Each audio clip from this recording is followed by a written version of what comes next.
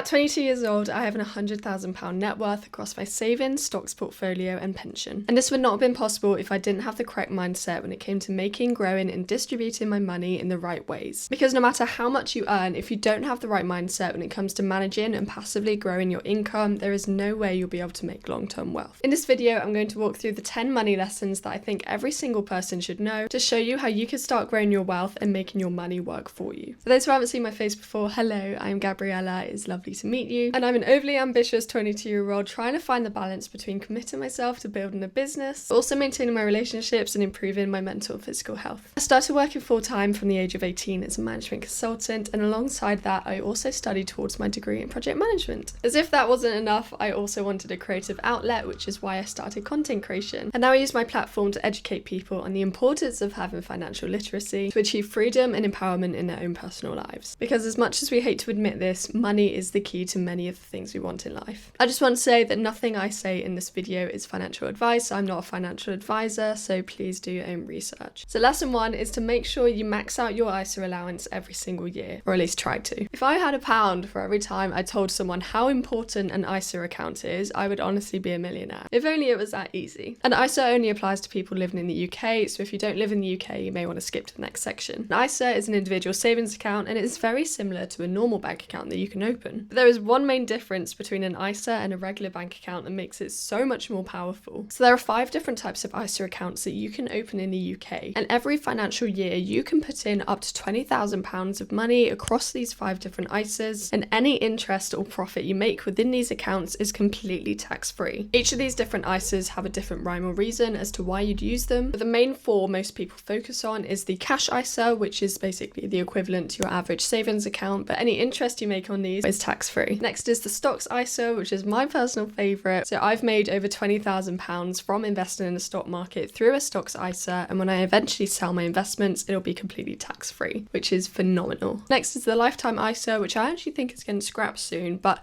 it is usually used to help people save up towards retirement or their first home, and the government contribute a 20% bonus to any money you put in. But you can only put in up to £4,000 a year into this account. And lastly, the junior ISA, which parents can use to invest or save money on behalf of their children, and obviously again those profits or interest won't be taxed. So making the most of this £20,000 tax allowance in these ISA accounts is integral if you want to grow your money in a tax-free environment. Lesson 2 is that you need to have an emergency fund. Everyone, including myself, blabbers on about why you need an emergency fund so badly, which for those who don't know is 3 to 6 months of living expenses which you can save up in an easy access bank account. And its importance is not only for when your boiler blows, although that is a very solid reason to have one, but for me personally, it's more about the freedom, flexibility and empowerment that it can provide you. For example, let's say you're in a job you hate to the extent where it's actually affecting your physical and mental health. Without a new job offer or an emergency fund, you are forced to work that job for as long as it takes to get one of those things. Or you leave and you have no form of income coming in. You'd be stuck and forced into a physical and mental place you don't want to be in. But if you had an emergency fund, you would have the confidence and the ability to leave that job, get out of that awful situation and give yourself a few months to either just rest or find a new job. The emergency fund gives you that opportunity to make a choice and actually feel like you can go through with it without feeling like you're backed against a wall. And this is the key as to why you should want to build your wealth, is to not be forced or dictated by someone or something because you don't have the money to say no.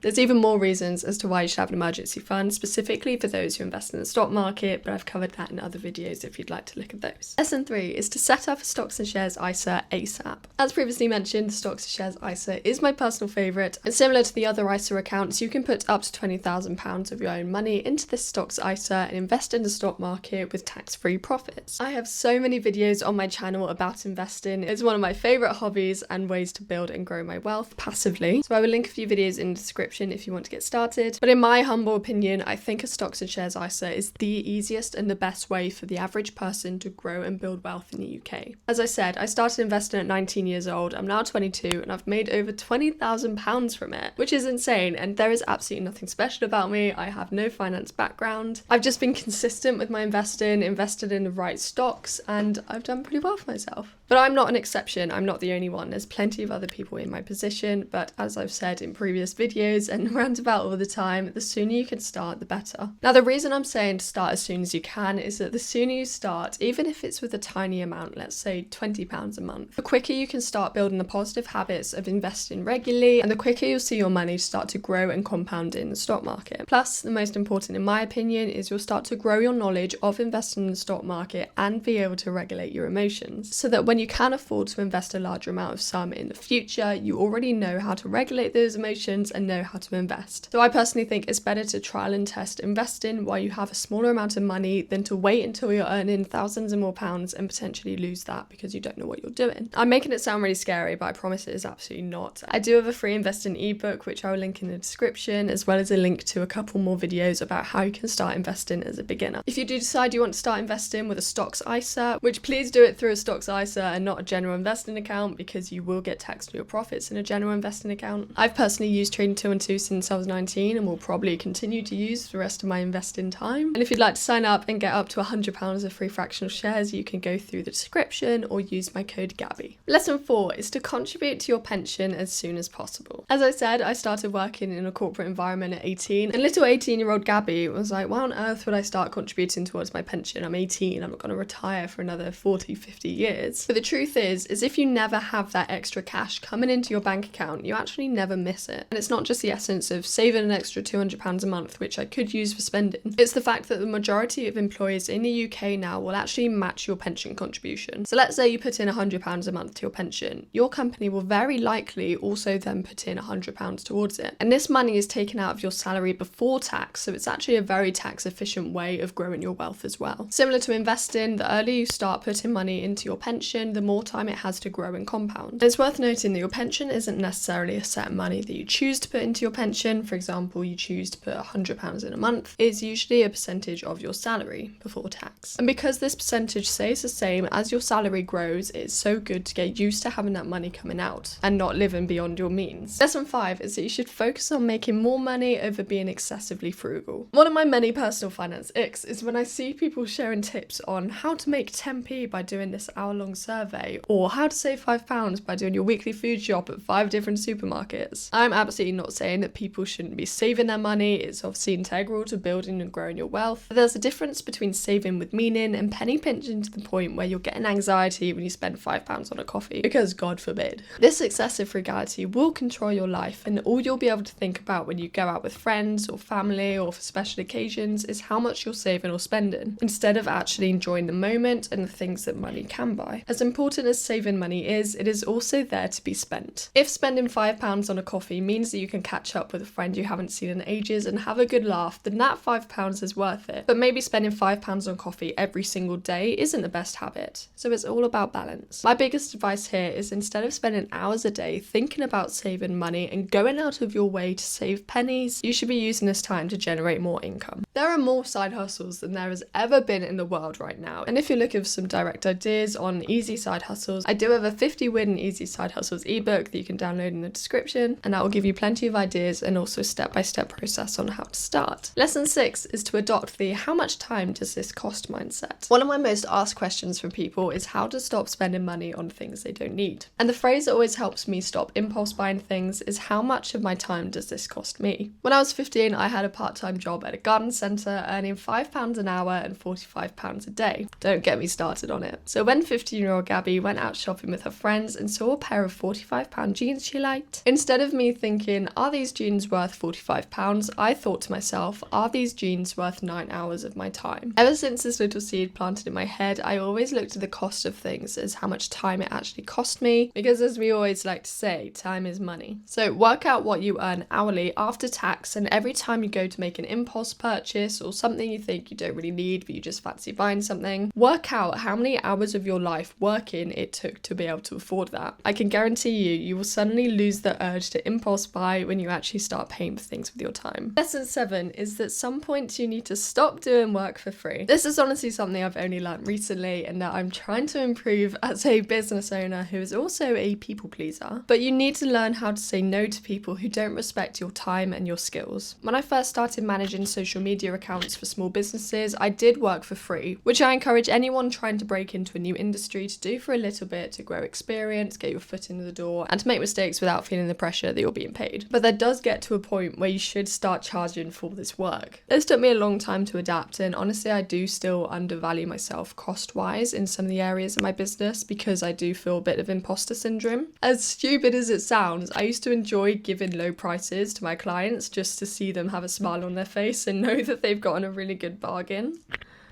That's how much of a people pleaser I used to be, because I just loved seeing them happy and it was nice. But then I did slowly, actually very quickly realise that this was costing me a lot of time and a lot of money, and I was getting very burnt out. So make sure you know your worth and actually start charging like you do. And a quick tip for if you are negotiating with a client with a small budget is that for, let's say they have a £500 budget but you are asking for £800, instead of you bringing your price down for the same deliverables, bring your deliverables down to their price. Lesson 8. Amex points. In my humble opinion, the only downside of having an Amex card is that people laugh at you when you ask at a restaurant, do you take Amex? And looking like a bit of a tosspot. I specifically use an AMEX Gold Card and I've been using it for about a year now and absolutely love it. For my everyday spending, I've accumulated about £500 of points that I can use on business class flights, hotels, travel, restaurants, shopping, literally like nearly everything. With my Amex card, I also get 3 lounge passes per year in airports and also £10 off Deliveroo orders every month for the year. So if I order 2 takeaways a month, that saves me £120. And it also has loads of other special rewards. The first year of having the AMEX Gold Card is free, but then after that I think it's about £200-ish. I'll put the price up here. But I do genuinely think it's worth it if you are able to make that money back with the points. So this year, for example, as I've made £500 in points, I definitely would have made back that money. But if you're only going to use it for